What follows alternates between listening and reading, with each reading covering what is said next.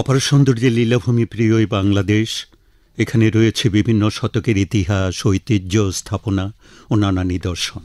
তাতে যেমন রাজবংশের স্থাপত্যশৈলী পাওয়া যায়, তেমনিভাবে প্রাচীন পুরাকীর্তি, প্রসিদ্ধ নগরী স্থাপত্য ঐতিহ্য দেখা যায়।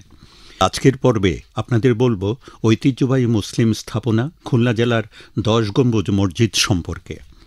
১০ গম্বুজ মসজিদ খুলনা জেলার ফুলতলা উপজেলায় অবস্থিত একটি প্রাচীন মসজিদ এবং সংরক্ষিত প্রত্নস্থলও বটে। এটি খানজাহান আমলের মসজিদ বলে মনে করা হয়। মসজিদটি উপজেলার পায়গ্রাম কসবা নামক স্থানে অবস্থিত। ১৫ শতকে খানজাহান বাগেরহাট ও খুলনায় দুটি শহর প্রতিষ্ঠা করে বাংলা শাসন শুরু করেন। এ সময় তিনি এ অঞ্চলে প্রচুর মসজিদ ও অন্যান্য স্থাপনা নির্মাণ করেন। এই ১০ গম্বুজ মসজিদটিও খানজাহানের তৈরি বলেই প্রত্নতত্ত্ববিদগণ ধারণা করেন। পূর্বে মসজিদের স্থানে একটি ছোট মসজিদের অস্তিত্ব ছিল, কিন্তু স্থানীয়রা সেটি ভেঙে সেখানে নতুন মসজিদ স্থাপনের প্রাক্কালে পুরাতন একটি স্থাপনা দেখতে পান।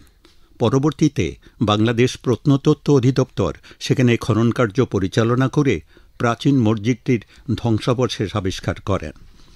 পুরো মসজিদটি ৫০.৫ ফুট দৈর্ঘ্য এবং ১৮.১০ ফুট প্রস্থ। খননের ফলে সেখানে মসজিদটির ৪ স্তম্ভের ধ্বংসাবশেষ পাওয়া গিয়েছে। এছাড়াও মসজিদের দেয়ালের কিছু অংশ দৃশ্যমান। প্রত্নতত্ত্ববিদগণ প্রাচীন এই মসজিদটি দেখে ধারণা করেন ১০ গম্বুজ বিশিষ্ট মসজিদটি ৬০ গম্বুজ মসজিদেরই অনুরূপ নকশা তৈরি করা হয়েছিল। মনে করা হয় কোনো প্রাকৃতিক দুর্যোগের ফলে মূল মসজিদটি ক্ষতিগ্রস্ত হওয়ার পর প্রাচীন মসজিদটির উপর একটি অর্ধপাকা মসজিদ নির্মাণ করা হয়েছিল।